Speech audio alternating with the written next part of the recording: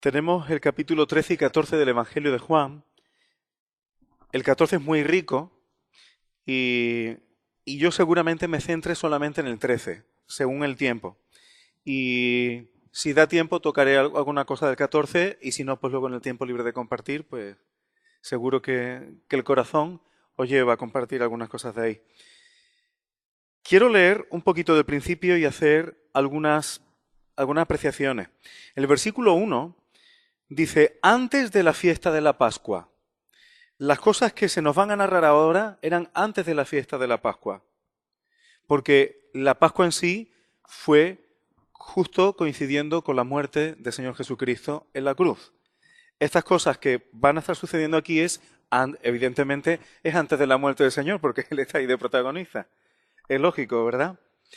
Y dice que Jesús, como había amado a los suyos que estaban en el mundo, dice que los amó hasta el fin. La palabra fin aquí es telos en griego. Y telos, quienes hayan estudiado filosofía lo sabrán, cuando se habla de teleología, o el sentido teleológico de las cosas, no quiere decir fin en el sentido de el final de una película. Es más completo que eso. Significa que los amó hasta el propósito y el sentido que el amor tiene, que sabemos que va a ser dar su vida. El Señor va a dar su vida por los discípulos, porque vamos a suponer que el Señor Jesús no hubiese ido a la cruz. En el tiempo que convivió con los discípulos, ¿los amó? Sin duda alguna, los amó. Pero lo que iba a suceder ahora, y que más adelante se nos dice que también era principalmente por amor al Padre, pero fue la guinda del amor que ya había comenzado. Jesús ya había estado amando a los discípulos, pero el sentido de ese amor, el completamiento de ese amor, la finalidad de ese amor, era rescatarlos de sus pecados para que pudieran ser reconciliados con el Padre. Y Jesús llevó ese amor que ya tenía hasta el sentido final. En el versículo 2 dice que estaban cenando y que el diablo había puesto en el corazón de Judas que lo entregara. Esto es curioso porque poner algo en el corazón de alguien es poner un pensamiento o algo que tienes ahí. El diablo tiene capacidad de poner pensamientos en las personas y no necesariamente es una posesión ni nada de eso. Simplemente como un susurrarte al corazón. Y no me quiero meter demasiado en eso ni abundar, pero por eso tenemos que funcionar y tenemos que guardar diligentemente nuestras almas con la palabra para discernir lo que es del Señor y lo que no. Porque a veces podemos tener pensamientos que pueden ser inducidos por el adversario. Y esto ocurrió aquí. A Pedro también le ocurrió. Además, era con toda su bondad y Jesús le dijo, apártate de mí, Satanás. Por eso la Escritura debe guardar diligentemente nuestras almas también. Entonces, ¿qué es lo que puso el diablo en el corazón de Judas? Que entregara a Jesús. Y cuando yo leía esto, meditaba en lo siguiente. Jesús físicamente no está con nosotros, pero ¿a quién le conviene que nosotros entreguemos el nombre de Jesús? ¿Y a qué me refiero con esto? Cuando en nuestro vivir diario, para no tener problemas con las personas, somos creyentes, pero o lo tenemos medio oculto, o saben que somos creyentes, pero cuando hay alguna barbaridad o algo en la que deberíamos en el nombre del Señor intervenir o decir esto no, nos quedamos callados, sacrificamos lo que es el carácter y la persona de Jesús porque no queremos problemas nosotros. Eso no es entregar a Jesús a la muerte como hizo Judas, pero es entregar, de alguna forma, en nombre del Señor Jesús en el cual hemos sido rescatados. Hay veces y hay circunstancias en las que tenemos que ser valientes por causa del nombre del Señor. Si no, es como si estuviéramos entregando la base de nuestra fe para no tener problemas nosotros. Y eso no proviene de Dios. En el versículo 3, Jesús dice que sabiendo que el Padre le había dado todas las cosas en sus manos. ¿A cuento de qué viene ahora el Evangelio de Juan a decirnos que Jesús sabía que el Padre había puesto todas las cosas en sus manos? La explicación está en el mismo Evangelio de Juan unos capítulos antes. Porque la circunstancia que está viniendo ahora y que se va a producir es la muerte del Señor Jesucristo, en la fecha de la Pascua. Si me da tiempo, luego diré por qué. Y por qué es importante saber que esto es antes de la Pascua, para la Pascua, y por qué se hablan estas cosas alrededor de la Pascua. Jesús dijo en el capítulo 10 y versículo 18 que su vida, lo parafraseo, nadie se la quitaba.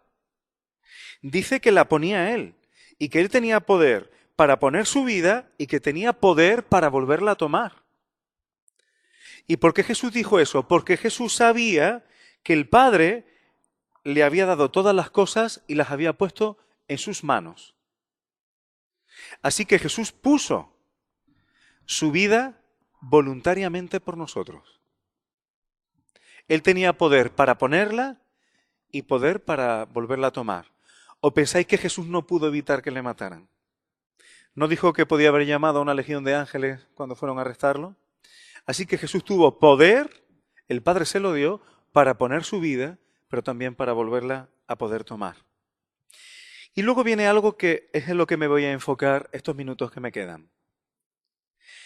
Jesús se levantó de la cena, quita el manto para ponerse más cómodo, coge una toalla, se la ciñe y empezó a lavar y a enjugar los pies de los discípulos. ¿Conocéis el evento? Y en medio de todo esto, Pedro, que era más humilde que nadie, lo digo esto de humilde entre comillas, Señor, tú eres el Señor, ¿cómo me vas a lavar tú los pies? Y Jesús le dice, lo que yo hago, tú no lo comprendes ahora, mas lo entenderás después. Esto es un indicativo que lo que Jesús estaba haciendo era algo que había que comprender. Por eso no es algo literal. Jesús hizo algo que tenemos que comprender. Es una comprensión, no una literalidad. Yo sé que hay hermanos y congregaciones que literalmente se lavan los pies unos a otros. No me importa, no están pecando. Pero eso Jesús lo hizo como algo que había que comprender. Algo para comprender. Y después de eso, Pedro sigue en esa humildad, como diciéndole al Señor que tú eres el Señor, y ciertamente es, y luego Jesús le va a responder a eso. Jamás me vas a lavar tú a mí los pies, Señor. Y Jesús viene y le dice, si no te lavare, no tendrás parte conmigo. ¿Qué quiere decir eso? Que si no se dejaba lavar los pies, ¿no era salvo? ¿Qué significa la expresión tener parte o no? ¿En qué contexto suele venir en la Escritura? ¿En qué contexto suele venir en los Evangelios? ¿Os suena? Casi siempre tiene que ver con herencia y con el reino. Jesús, cuando le dice a Pedro que si no le lava los pies, no tendrá parte con él, está diciendo que si no le lava los pies, y estamos hablando en un sentido simbólico, luego nos meteremos más en esto, no tendría parte con la herencia del Señor Jesucristo, que es el heredero de todo, según nos dice Hebreos, y que tiene que ver con el reino. Señor, dile a mi hermano que parta la herencia conmigo. Tener parte tiene que ver con herencia y también tiene que ver con el reino. Pedro, que era un poco pendular, se iba de un extremo a otro fácilmente. A veces cuando las personas son muy impulsivas nos pasa eso. Ahora lo llaman bipolaridad. Pero Pedro, que era un poco así, ahora dice, pues entonces, Señor, como quería tener parte con él, no solamente los pies, sino también mi cabeza y mis manos. Y Jesús le dice, no, eso tampoco. Dice, solamente los pies, ¿por qué? Porque el que está lavado no necesita sino lavarse los pies, pues todo está limpio. ¿Qué quería decirle Jesús a ellos cuando le estaba diciendo que ya estaban lavados? ¿Qué es lo que les había lavado? Ya estáis limpios, ¿por qué? Por la palabra que os he hablado. La palabra del Señor Jesús y creer en Él y tener fe te lava y te limpia. Los discípulos ya habían sido limpiados. Lo único que tenía que limpiarse ahora era los pies. Y hay cosas que a veces nos chocan porque nosotros somos muchas veces un poco sota caballo rey y queremos encajar las cosas. Pero a mí me gusta hacer preguntas para desencajar un poco. ¿Los pecados de los discípulos habían sido ya perdonados? ¿Eh? Yo creo que sí. Es más, Jesús le perdonó los pecados a personas que sanó. Y le dijo, tus pecados te son perdonados. Y los fariseos andaban, solo Dios puede perdonar pecados. Y es verdad. Pero es que Dios estaba allí encarnado hablando con ellos. Jesús perdonó pecados a personas que sanó y también los discípulos, porque si les perdonó los pecados porque tenían fe, los discípulos que andaban con él no tenían fe también, por supuesto. Ya se encargaría él de pagar el rescate para que ese perdón tuviera validez. Pero efectivamente estaban lavados. Voy un poco más adelante. Luego Jesús explica, si yo que soy el Señor y el Maestro he lavado vuestros pies, vosotros también debéis lavar a los pies unos a otros. Y luego dice, el siervo no es mayor que su Señor. Esto es una advertencia seria de parte de Jesús. La advertencia seria, si yo que soy el Señor he lavado los pies, vosotros que no sois señores, haced lo mismo los unos con los otros. Y ahora me voy a meter un poco en berenjenal y no sé si me dará tiempo a algo más. ¿Qué significa lavar los pies? Lavar los pies tiene dos aspectos y voy a tratar de explicarlo con mucha sencillez.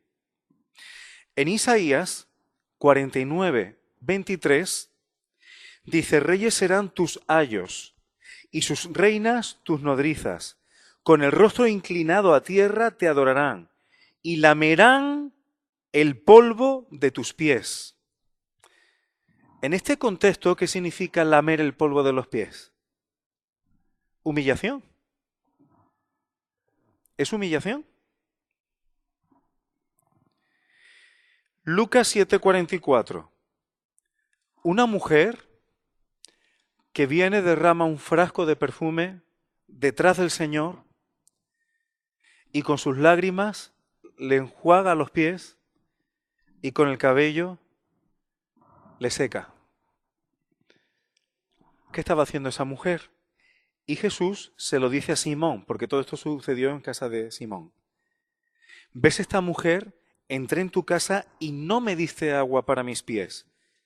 Pero esta, estoy en Lucas 7:44, ha regado mis pies con lágrimas y los ha enjugado con sus cabellos. Jesús le dice a Simón, mira lo que hace ella y tú no lo has hecho. ¿Por qué? ¿Qué hizo esa mujer que no hizo Simón? Humillarse. Así que el lavarnos los pies unos a otros tiene un aspecto que tiene que ver con humildad. Tenemos que tener humildad los unos con los otros, teniendo a los demás como superiores a nosotros mismos. Y eso es un lavar de pies y es una de las cosas que tiene que ver con esto. Pero no es el único, no es lo único, el único aspecto. En el capítulo 6 del Evangelio de Marcos y versículo 11, el Señor cuando envía discípulos a predicar el Evangelio del Reino, dice que si iban a un sitio y allí no los oían, ¿qué es lo que tenían que hacer? Irse de allí y sacudir el polvo de sus pies como testimonio a ellos. Así que lo que aquí tenían que hacer era quitarse el polvo de los pies del sitio donde no habían querido recibir el Evangelio del Reino. Y esto es otro aspecto, porque nosotros estamos limpios por la sangre del Señor Jesucristo y por su palabra. También. Pero estamos en un mundo que tiene un príncipe. Estamos en un mundo que como sistema y en general las muchedumbres no aceptan el señorío de Jesucristo. Antes aceptan el señorío de gobernantes, consciente o inconscientemente, aceptan el señorío de entidades, aún sin saberlo, aceptan el señorío de la mentira, porque este mundo está bajo la mentira. Entonces, nosotros estamos en el mundo, pero no somos del mundo. ¿Y quién puede evitar que no se le peguen ciertas cosillas a los pies? Porque aquí vivimos. Aquí vivimos. Aquí estamos bien, pero luego tú llegas mañana, te llega una factura de la luz y si se han equivocado, ya te pones por dentro. Ahora te toca reclamar, llama por teléfono, te pones la maquinita, te envenenas por dentro. Eso a lo mejor me pasa a mí nada más y a vosotros no. ¿Verdad? Y cosas como esta. Y se nos va pegando el polvo.